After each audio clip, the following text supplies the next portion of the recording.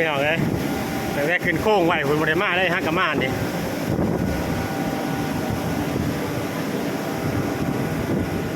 แต่ว่าขึ้นโค้งไปถึงสูงเอาเข็นมันยกขึ้นเดี๋ยวมาเบิ่งเลยฮักกะมาเหมือนนี่เห็นแล้วก็จะเป็นแน่นี่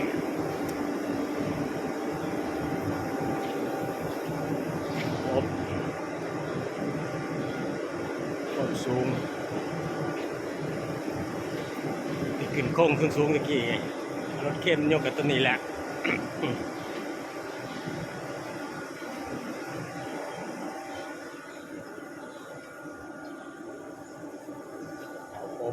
องสี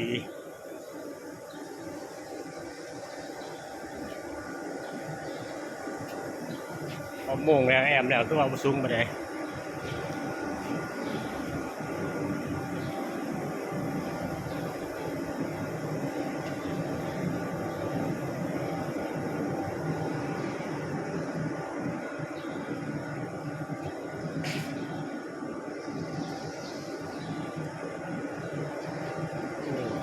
คัก